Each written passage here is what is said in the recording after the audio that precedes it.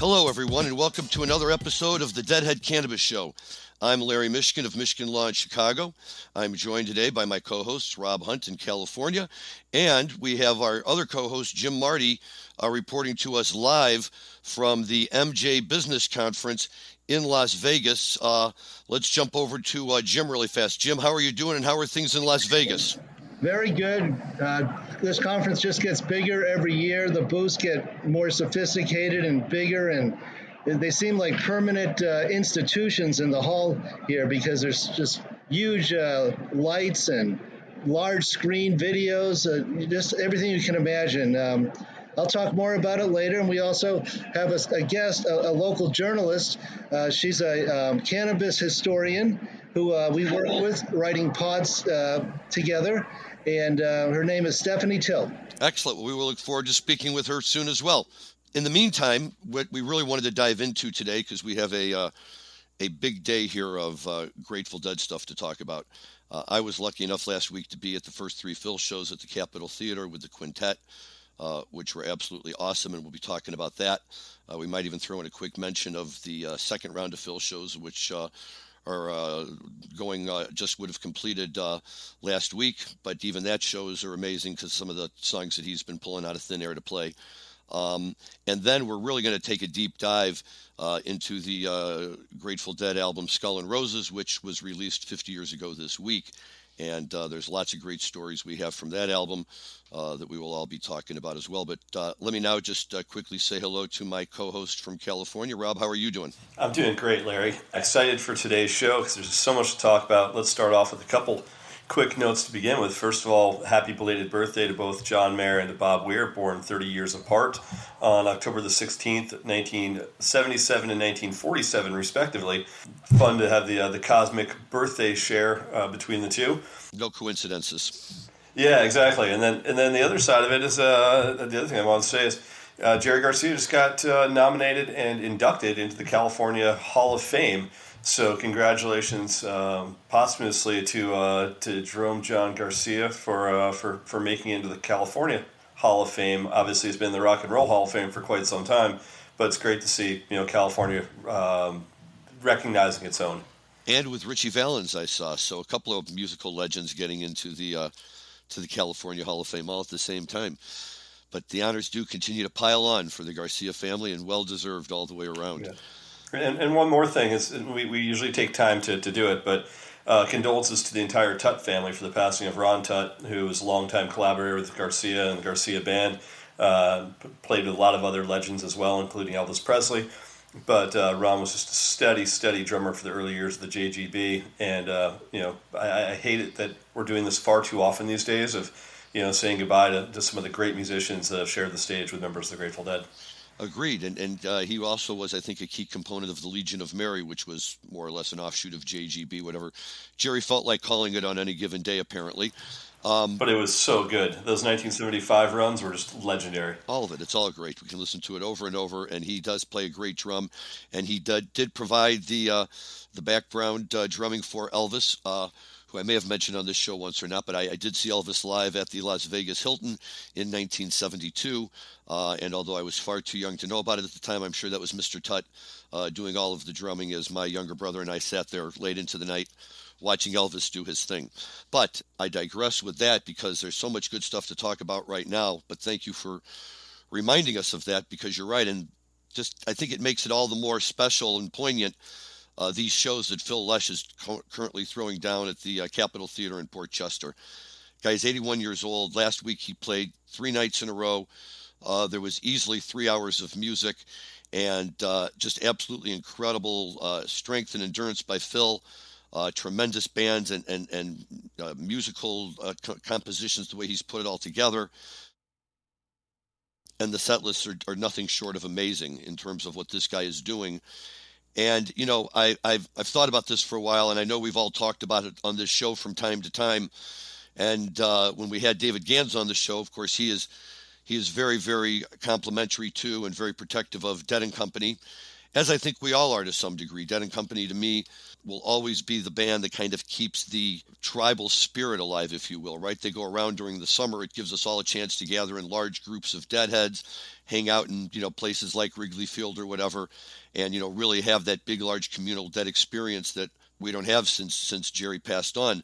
Bob Weir does a fine job. John Mayer is an excellent guitarist. The drummers are who they are.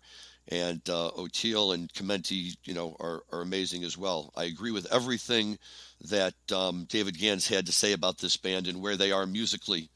But having said that, I walked into the Capitol Theater and got 3 nights of the quintet.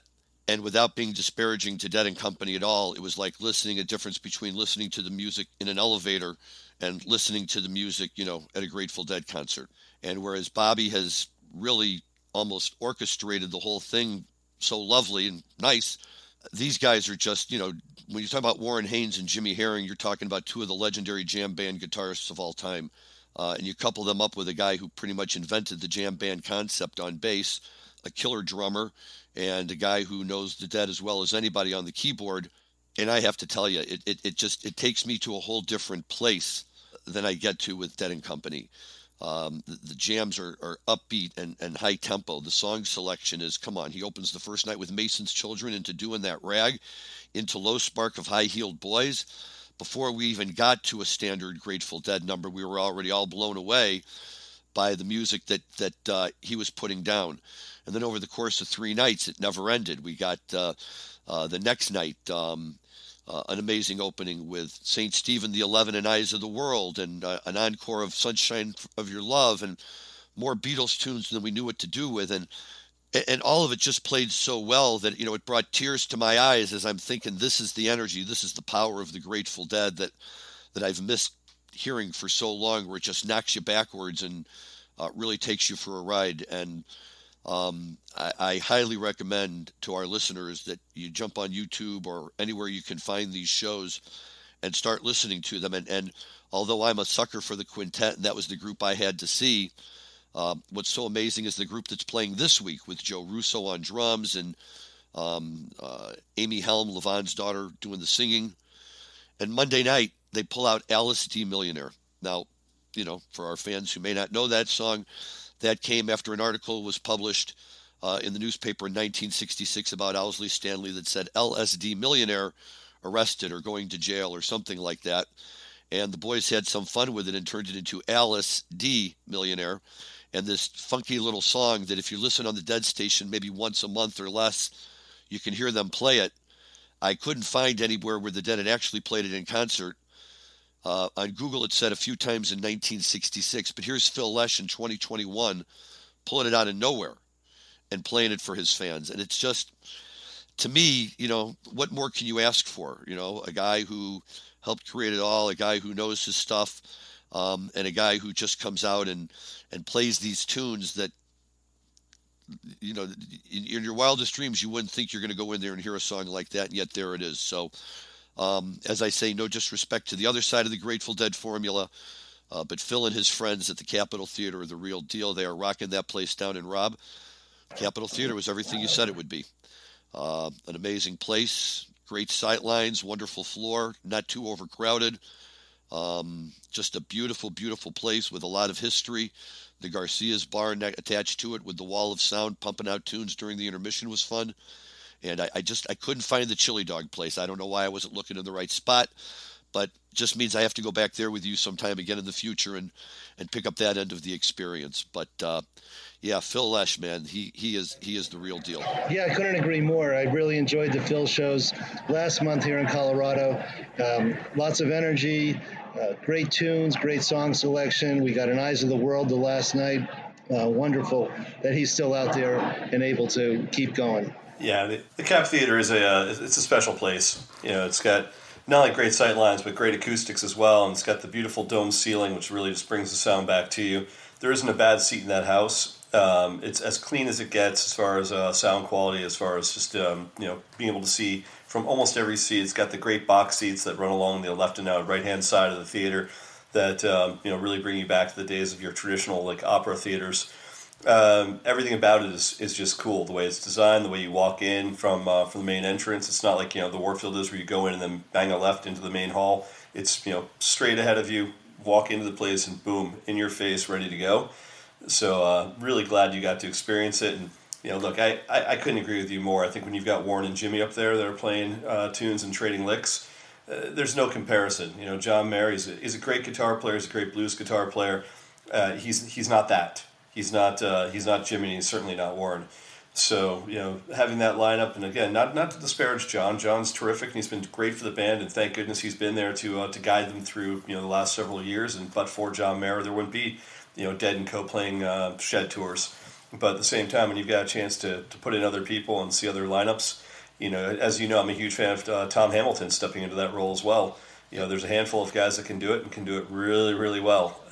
So delighted that you got to see it. Yeah, it was really a lot of fun. Thank you. It was just great, and one of those Dead experiences that you hope for and finally get. And what's great about it is that the Capitol Theater really came into prominence. With the shows that were played there. We've done an episode or two on that already, the last week of February of 1971. But 71's a big year for the boys, and it's very fitting that another big topic that we're going to bring off the shelf today and talk about, we've been kind of teasing it for a while, is that this week marks the 50th anniversary of the release of the Grateful Dead's second, I suppose, live album, called Skull and Roses, because corporate rejected Skullfuck, which I believe was Phil Lesh's preferred name. So we got Skull and Roses, and I don't know anybody who has the album who doesn't put it in high esteem and at the very top of their playlist. And for people who are just getting into the Grateful Dead and want a sense of what live Dead sounds like, that's not really the primal Dead of live Dead in the 1969 era. This album has it all, and I know, Rob, you have some thoughts on that in terms of kind of what it stands for as the Dead transition away from acid rock and into more Americana type of music. Yeah, I mean, part of the reason I love this album, and it is such a seminal album for the band, is it marks kind of the transition away from the psychedelic part of the Grateful Dead and showing that they've got chops in the other side of traditional Americana, as you said. 71, as we know, was a year that they released just so many of the songs that became just staples of their canon. And a lot of those were, released at the Capitol Theater earlier in 71, as we discussed, several shows back when they did the legendary run of 6 nights at the Capitol Theater. And this was really the first chance in a live recording setting that they got to showcase a lot of those songs to their audience. And then they interspersed it with some of the great covers. If you think about who they covered on this album, it was such a huge cross section of American music. Everyone from Chuck Berry to Chris Christopherson to John Phillips, the Mamas and the Papas. It's the first time I think they put out "Me and My Uncle" as a song. You had Merle Haggard from Mama Tried.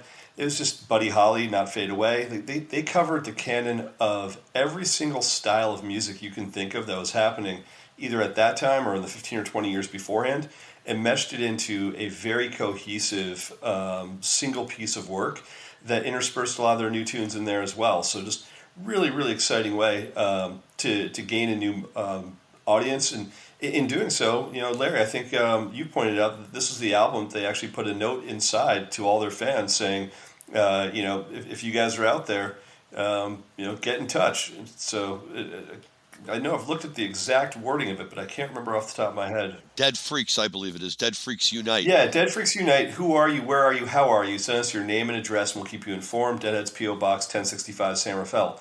So it was a really great way for them to reach out to the fans, and that was really what kicked it off. That was we're moving out of San Francisco, we're going nationwide, and we want you with us. What do you think about that, Jim?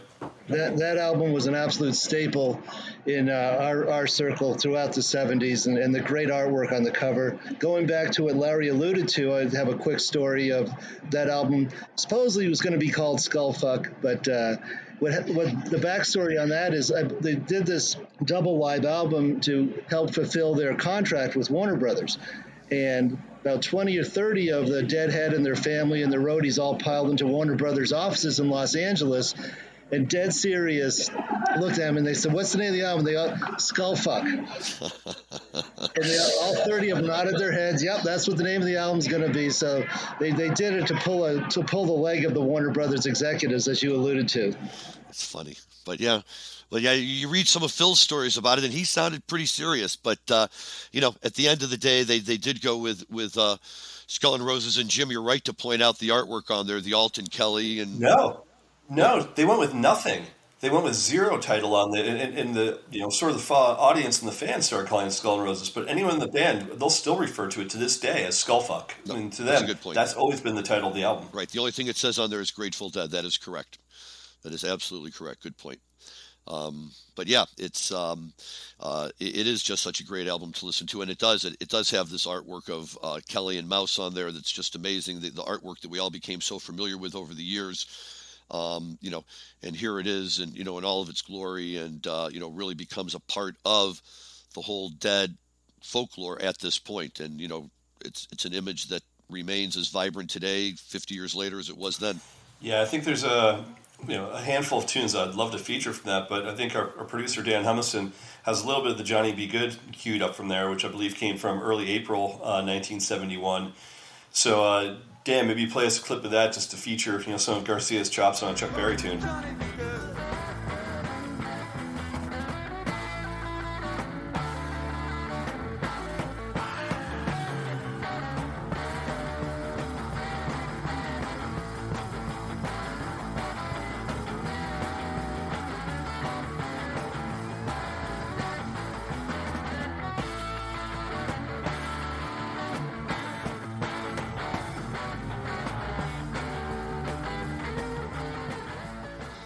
Can I just say that better than Marty McFly in Back to the Future? We've got this brand new sound, man. You got to get down here and hear it. That's right.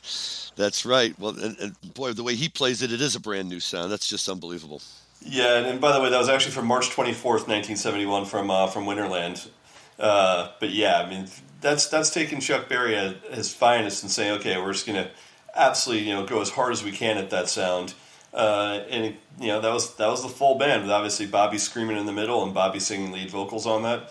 So really fun way for them to get into the Chuck Berry songs, which obviously includes Promised Land and Let It Rock, I think, for Garcia as well. Yeah, and not to mention Round and Round. Yeah, I always forget Round and Round because it never rises to that same level of enthusiasm that the others do. It's kind of a slow tempo rocker. Yeah, Promised Land is such a great song.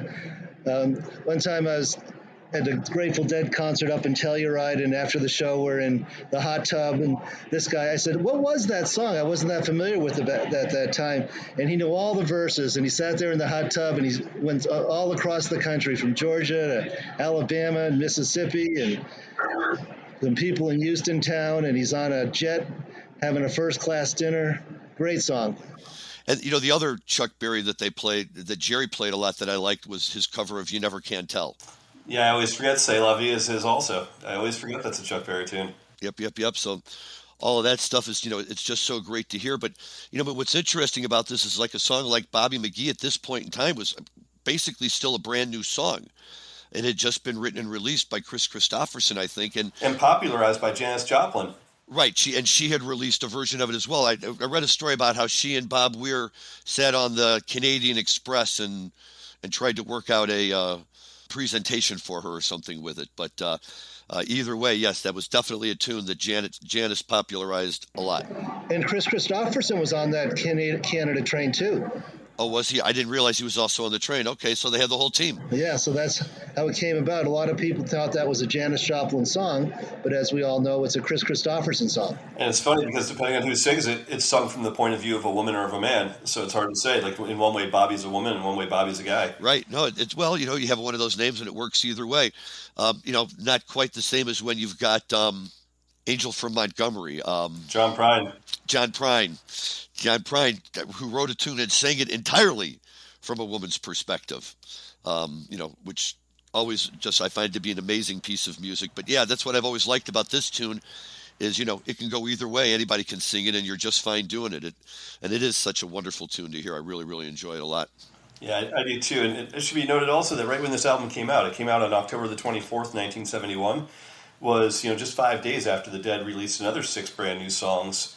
So if you think about, what they did, going into sort of the release of this, they released just a handful of new stuff, including The first Comes a Time, the first Saturday Night, the first Ramble on Rose, the first Jack Straw, the first Mexicali, and the first Tennessee Jed. 5 days before this was put out, and that obviously, with these new songs from February of '71, and then all the new songs from October '71, that really led us into what we know as Europe '72 and everything that was played in the Europe '72 shows, and kind of where the Grateful Dead were moving, and that was sort of the precursor to American Beauty, to Working Man's Dead, and in many ways to Wake of the Flood. Yeah, there's no doubt about it. And the other thing that I really like about this, say that cautiously, is it's the 5-man band, right? We don't have Mickey's not in this part, and it really is a very unique sound. I think when they play with just that one band, I really one drummer, I really enjoy that sound. Although Mickey, Larry, that's why I chose that part of Johnny Be Good, because if you listen to it, the drums are crashing during that sequence, and that's all Bill. That's all Billy. Yep, and the other good part of the album is the drum solo he plays into the other one, which back in college days when we just had it on vinyl, the other one took up a whole side of one of the vinyl albums, and so that was always wonderful and great to listen to as well. Yeah, well, a lot of people say there really was no need for a second drummer. They said, why? They like you. Who knows? But it became part of the lore. Now, the interesting thing, and you can check with your son, is that Billy wasn't able to go to Red Rocks. He got sick, so they had to bring in Jay Lane. Great choice. He's right. Great choice to fill his shoes. I've been seeing Jay Lane since the summer of 1993 when he used to play with Charlie Hunter Quartet or Charlie Hunter Trio. It was Dave Ellis, who was the sax player, Jay Lane on drums, and Charlie Hunter on guitar and bass simultaneously. But Jay's amazing. And he drummed for Further, I believe, didn't he? And Rat Dog. Yep. Well, yes, and we'll have more on that next week after the Dead and Company completes their 4-show run in Colorado. Excellent. Very good. Something to look forward to, but it just demonstrates, I think, the flexibility of the Grateful Dead family, right? And, oops, our drummer gets sick, no problem. We got a guy out here who, is almost as qualified as the drummer himself to step in and take over. Do you know what the funniest part is, Larry? My first reaction is they should have called Russo, and then I remembered Russo's already playing with Bill and Friends at the same time. It's like, all right, who are you going to call? There's a handful of guys that are out there you can grab, but the two natural choices are obviously Jay Lane and Joe Russo. Right. Although I will also say just one more time how much I love John Molo and how steady he is, back there when he's playing for the quintet. And and he's a funny guy. He gets up and he takes bows and, all sorts of stuff. And when they're really getting to the soft part of the song, he'll be shushing the crowd. I really do enjoy John Molo. But yeah, watching Joe Russo on the tape when they were playing Alice D. Millionaire, I'm like, this guy, he was born to be a Grateful Dead drummer. There's no doubt about it. No doubt about it. So that's all very good too. So yeah, if you don't have Skull and Roses, then you don't really have enough in your Grateful Dead collection, and it's one you need to have and spend a lot of time. And the 50th anniversary that they released is really, really nice because they slapped on a set from a performance they did at the Fillmore West in July of '71, and it's a lot of these same tunes, not all of them, but a lot of them, now being played live, and that's really wonderful. Yeah, so worth it. That's the all the July 2nd, 1971 from the Fillmore West. Yep. Definitely worth listening to that as well. Yep, absolutely. So that's what I think we got for you guys on the Grateful Dead. Great Phil shows. They're still going on. Don't miss out on them. We're going to hear all about Dead & Co. from Red Rocks next week. Jim will be filling us in on that. The other good thing about going to this show is it really kind of, revitalized me again. All of a sudden, there's music going on everywhere, and you got to be careful not to just want to try and reach out and grab it all. My son and his buddies are all getting ready to head out to Vegas for the Fish Halloween shows, and I'm thinking, damn, that would be good too. But I'm seeing them on Saturday night. Oh, really? Okay, wonderful. They just did those shows up in San Francisco that I was listening to that sounded really good. Where are you going to see them? In Chula Vista. So by the time this show airs, I'll see them 2 nights previous. So channeling myself from the future, I had fun. There you go. I'm sure it's kind of hard not to with those guys, especially the way they're playing right now. So that'll be great. We'll hear from you then on that too.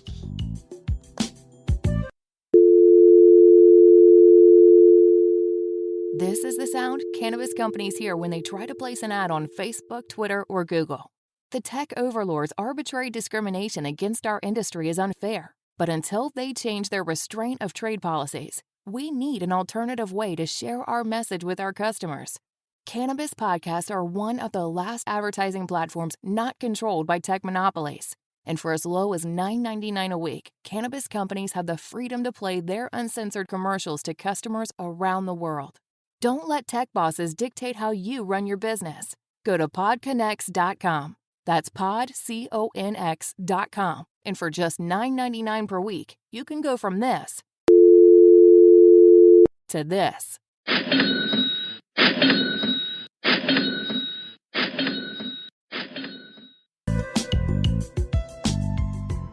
So let's turn our attention for a minute back to the MJ Biz show and our co-host Jim Marty, who's out there live with our producer Dan Humiston.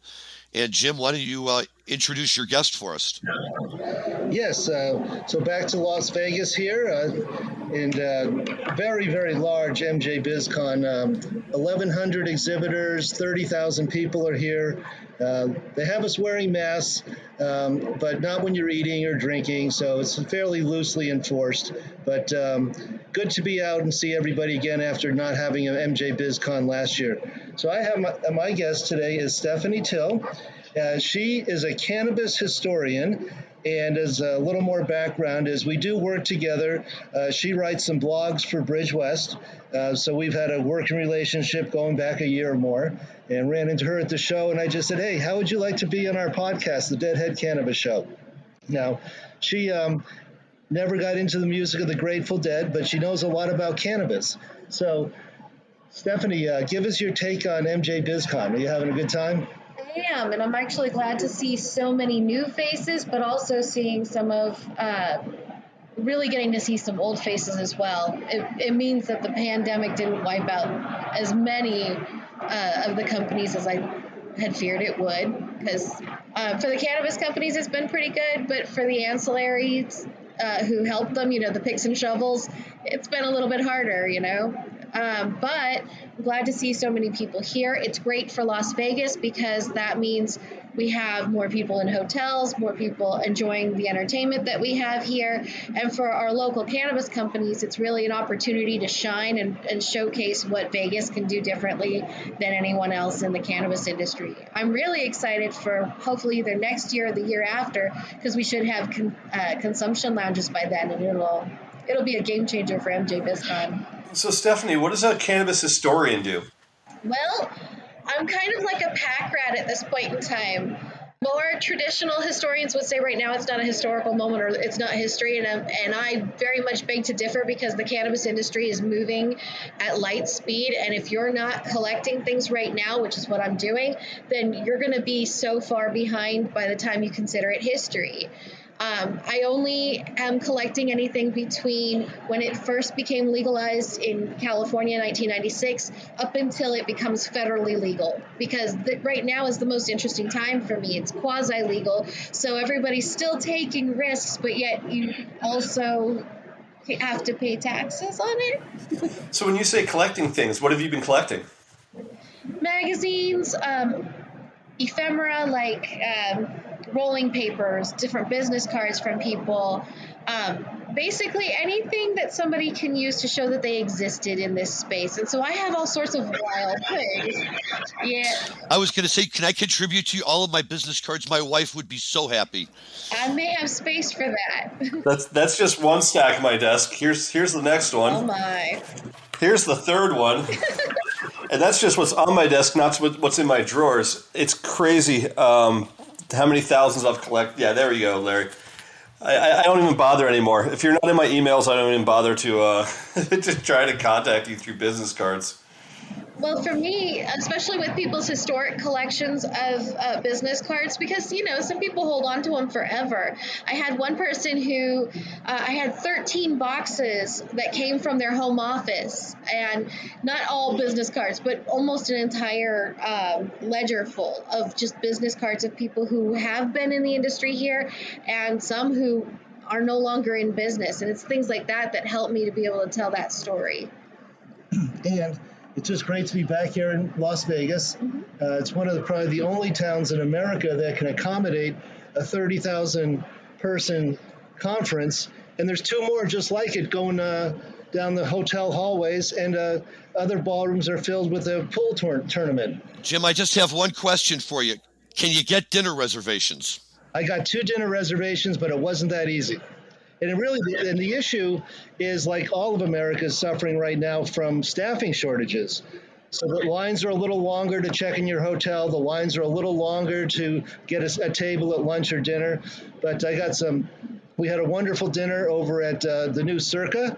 I'll give a shout out for 8 East, a wonderful Asian restaurant in Circa. And tonight we go back to Circa to the steakhouse. So, got some reservations, but it wasn't easy. It took a lot of phone calls, and I had to sign contracts in advance. Oh, God. Okay. I did. So, Stephanie, a couple more questions for you. It's a 3-part question. 1, did you live in Las Vegas from 1991 to 1995? No. Okay, so you missed all the Grateful Dead shows in Las Vegas, huh? Yeah, I was in Southern California and also in high school. High school's not an excuse. Get Rob started. There's no excuse with high school. She was telling me off air that her family was very strict about rock and roll music. Yeah, I didn't actually know that rock and roll music existed until I was 10 years old, and I wasn't allowed to listen to anything until I was 16. So I listened to country music entirely. So you're an Inland Empire girl. I am. I'm from Riverside County. That would make sense. If you said you were from San Diego or Orange County and you told me you never went to see the Grateful Dead when you were in high school, I'd question your sanity. I would too. That's true. Well, but, look, you see them when you can see them, although they do occupy a very major role in the world of marijuana, I would say. They're kind of the soundtrack almost to the marijuana industry in some regards.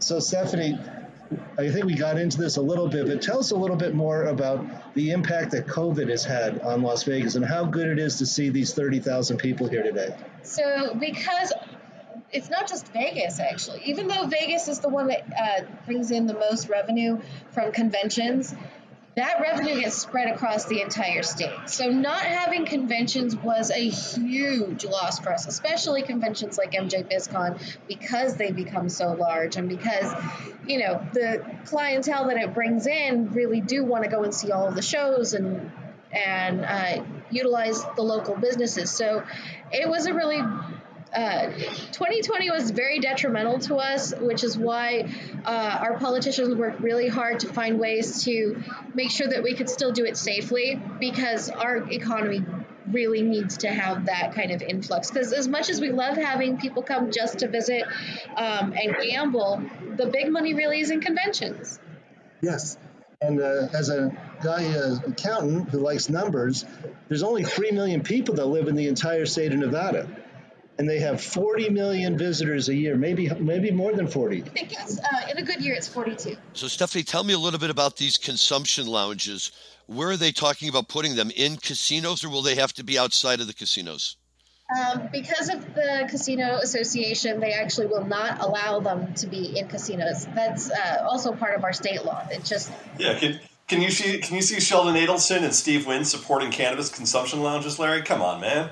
Come on. Are you kidding me? The money to be made there? Yeah, there's the kind of money they could make. Why not? They have alcohol. What's the difference? And don't they all want stoned guys coming in and playing craps and all those games? Adelson sure didn't before he passed. I mean, he was one of the single biggest contributors to shutting down the Florida ballot initiative back in 2014. And Steve Wynn has certainly been a very vocal opponent to cannabis as well. So, with that in mind, I try to vote with my wallet, and if I'm a cannabis person, I never understand why cannabis professionals stay in the hotels that are owned by guys that are completely adverse to their own beliefs. It's literally just because they were here before us. I say stay at the MGM Grand properties. They've got 12 great properties in Vegas, and they're much more supportive of cannabis than those other guys are. And they host fish. Although I have to say, I found Las Vegas to be, when I was there in 2006 or 7 for Vegas, we went to a late night show at one of the other hotels that had like a basketball arena. And we sat in there and watched Phil and Friends with Trey. And literally every time anybody around us lit a joint, the cops were there. They came running up. Boom, people were getting car. I'm like, what's going on here? The first couple of years of MJ Biz were like that also. I remember getting thrown out of the Paris on a roof deck party with like 20 of us all got bounced out for smoking a joint. So it was pretty common until, I'd say, in the last 2 or 3 years they finally lightened up a little bit. But it used to be terrifying to be in the state of Nevada with any contraband. So it's nice to see it evolve. I'm staying at the Westgate, the former Hilton, where Elvis played over 800 shows, and they're very strict about marijuana. There's little marijuana leaves with lines drawn through them and a little saying underneath that no cannabis consumption, $500 fine. So the Westgate's being very strict about cannabis as well, even to this day. And Jim, we won't ask you to comment on whether or not that's a policy you're complying with. Well, what surprised me is that's even outside. They have cigarette smoking areas, and the little red marijuana leaf with the line drawn through it is right there at the cigarette smoking part outside. That can't be Elvis would never approve. It's not the Las Vegas way. Thank goodness for edibles and vapes and everything else that hides what you're doing. So pretty easy in Nevada to get away with cannabis consumption. It's probably just best not to consume flower. Well, what I found was when I stayed at one of the hotels with a balcony. If you stay on a balcony, then you're home free. I was there last week, and I was walking back to the Link, which is the where the big Ferris wheel is, and that whole alleyway, down by where the In-N-Out Burger is, was nothing but weed smoke. I mean, like, to the point that, like, my wife is like, "Wow, should we be having our kids back here?" I'm like, "Of course we should. It's fine. They need to learn." But it was just like wall-to-wall cannabis smoke. And I can tell you there's a big cloud of marijuana smoke just outside of the convention center with 50, 100 people all consuming at once. Very good.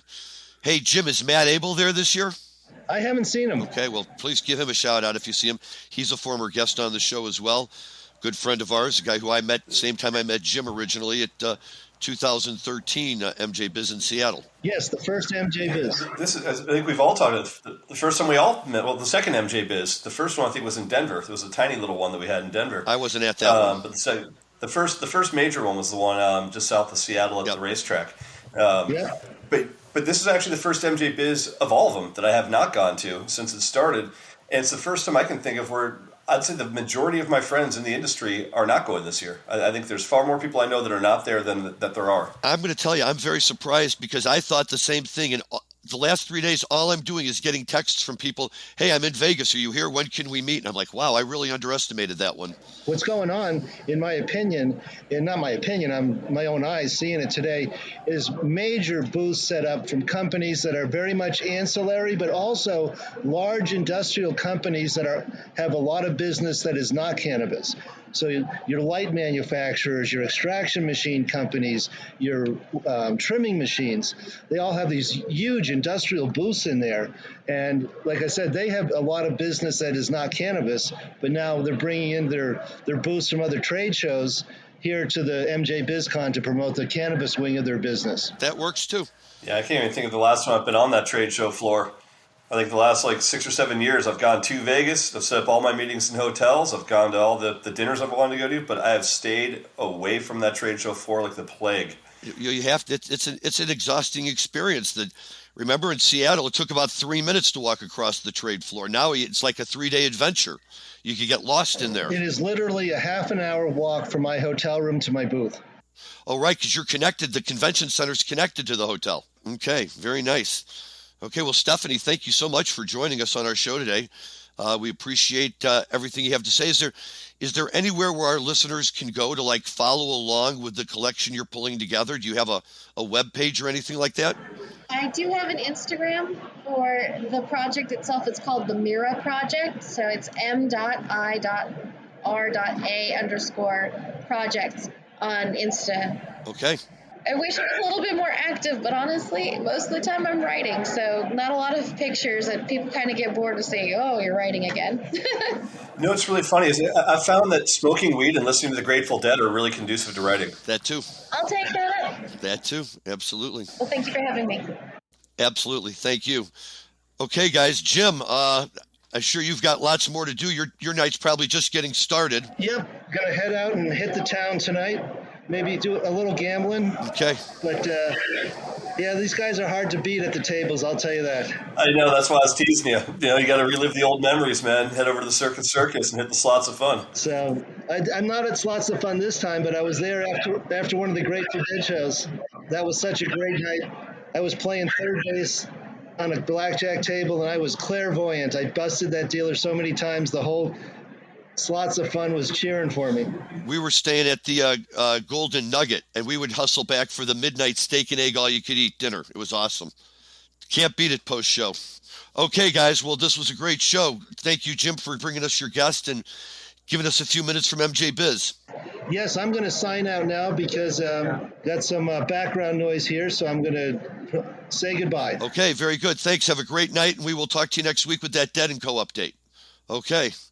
Well, Rob, anything else you want to chat about? No, I think that pretty much covers it. I'm pretty excited to hear more of everyone's reviews. It's great that everyone's seeing some live music again, and hopefully a nice review of seeing Fish in Chula Vista. And love to hear more about the quintet. And at that point, I think Jim will have gone home and seen a little Dead & Co. In Colorado with their Fiddler's Green or Red Rocks. But it's nice that all three of us are out there, seeing some music and having a good time. Well, it's even, what's nice is that it's all out there, period. Yeah, at the after the third night last week at the Cap, as we were kind of stumbling out onto the street. And just as an aside, one of the things I like about the Cap Theater is if you don't know it's there, you could drive right by it and miss it, right? There's no big, huge sign like at the Chicago Theater. And it's like a storefront because you go in and the theater's all in the back, right? I just kind of love that about that place. Where it's just so casual and so whatever. As I said, the front of that theater is what terrifies me every time I drive by because I always have visions of my mother picking me up right after Max Creek shows going, oh, God, she's here. So that's right. Always makes me remember every time I drive by that place, I get this flash of, oh, goodness, the show's over and time to go home. Well, here, I can tell you this. After the first night, we all walked back over to the train station right there, and we all got up on the platform, and there was one guy on the other platform. And he's like, no, the train to Grand Central's on this side. We're like, no, it's not. No, tonight they switched it for some reason. It's on this side. So all of a sudden there's an announcement. Tonight the train back to New York for Grand Central will be on the other. So you see like 30 deadheads like all rushing because there was a train coming, and we were all scrambling to rush and get over to the other side. And so, good fun post-show at the old train station. But you got the full experience the opposite way, because I'm so used to hitting Metro North to come back from the city after Dead shows. You took the Metro North to go to the city after Phil and Friends. We did. It was great. You come stumbling out of there. Enough of the city was still open. It was like, wow, where do we want to go now? Not to mention, you can always have a cocktail or two on the train on the way back, and if you got enough of a good group on there, it's always makes for a pretty raucous time. So probably not as exciting going from Phil and Friends to the city as it was going from, call it Grand Central to Westchester with 500 deadheads on a train. Yeah. But, it's always a good party on the Metro North. Absolutely. We had a great time. It was a lot of fun. So, okay, man. Well, it's always a pleasure to talk, and I'll look forward to next week and more good stuff. Sounds great. Thank you, Larry. Thank you to our producer, Dan Humiston, and to Jim Marty and his guest this afternoon. And we'll see you next time on the Deadhead Canvas Show. This is Rob Hunt signing off from Linnea Holdings in Southern California. Thank you, Rob Hunt. This is Larry Mishkin from Chicago signing off as well. Before I go, let me just say to all of our listeners out there that if you listened a few months back, one of our guests on our show was a gentleman named Jimmy Young. Jimmy has a podcast called In the Weeds that addresses a number of different issues, cannabis related and otherwise. Jimmy is on procannabismedia.com, and Jimmy was kind enough to have all of us on his show. And if you go to procannabismedia.com, you can find the episode of In the Weeds with Jimmy Young and hear the wise words that we all had to say. And in that instance, you even get to hear from our producer, Dan Humiston, who Jimmy was very interested in bringing on the show. He always wants to hear the inner workings of the mastermind behind the scenes. So check that out at procannabismedia.com. Thank you again to our guest and to Jim Marty, to Dan Humiston for running everything from Las Vegas. And as we go, we will leave you with the Grateful Dead from the Skullfuck album, playing Me and Bobby McGee. And it's just a wonderful tune. Enjoy your cannabis responsibly. Just another word for nothing left to do. Nothing ain't worth nothing, but it's free. And feeling good was easy, Lord, when Bobby sang the blues. Feeling good was good enough for me.